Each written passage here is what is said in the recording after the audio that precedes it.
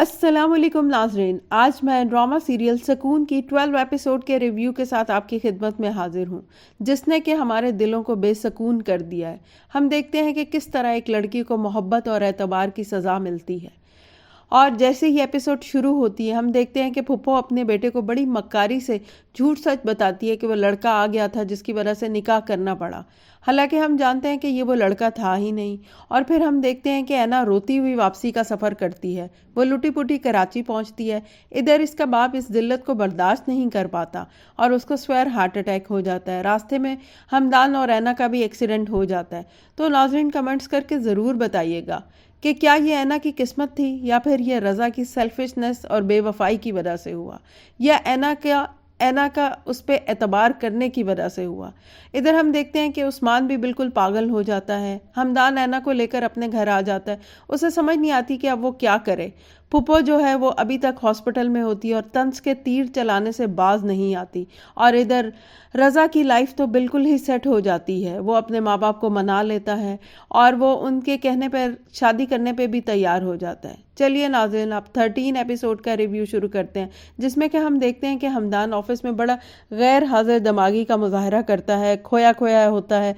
सब ये नोटिस करते हैं कि वो उसका काम में दिल नहीं लग रहा।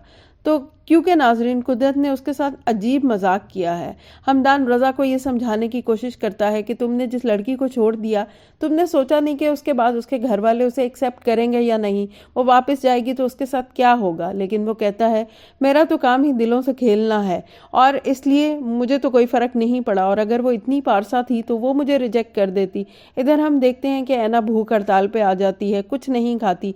बाप की हालत भी बहुत ज़्यादा क्रिटिकल होती जाती है।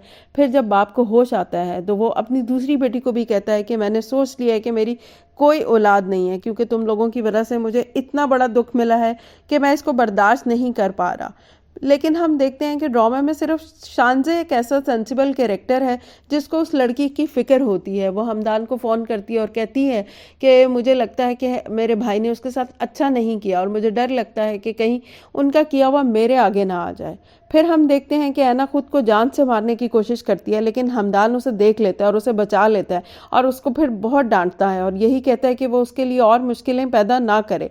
और ये कहता है कि ये कोई हल नहीं है, हम दोनों मिलके कोई हल सोच लेंगे, क्योंकि तुम्हारी वजह से पहले ही मेरी ज़िंदगी बहुत अजाब हो गई है, मज़ीद और मुश्किलें मेरे लिए पैदा ना करो।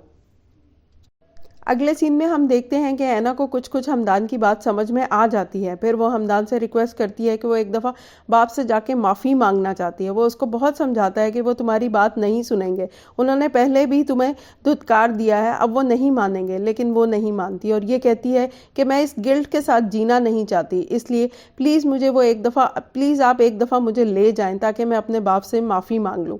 फिर हम देखते हैं कि हमदान का कैरेक्टर बहुत ही ज़्यादा सेंसिबल और काइंड किस्म का है। वो उसकी बात मान लेता है और उसको कहता है कि वो ज़रूर उसको वहाँ ले जाएगा।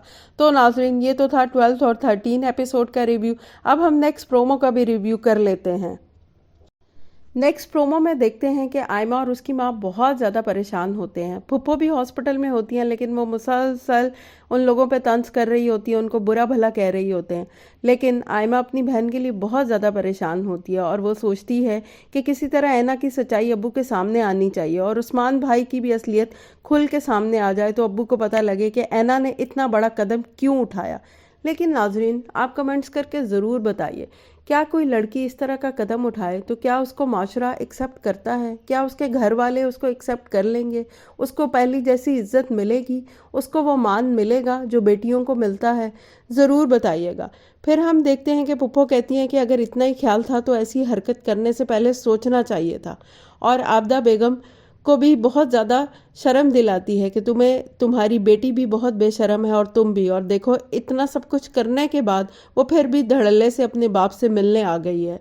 और फिर हम देखते हैं कि ऐना बेचारी अपने बाप को बहुत यकीन दिलाने की कोशिश करती है कि वो ऐसी नहीं है और वो ऐसे नहीं करना चाहती थी, क्योंकि नाज़रीन, ड्रामे के शुरू में हमने देखा कि वो बहुत ही ज़्यादा ओबीडियंट किस्म की बच्ची थी, माँ बाप की बात मानने वाली, उनके कहने पे हत्ता कि उस्मान जैसे शख्स से शादी करने पर तैयार हो जाती है।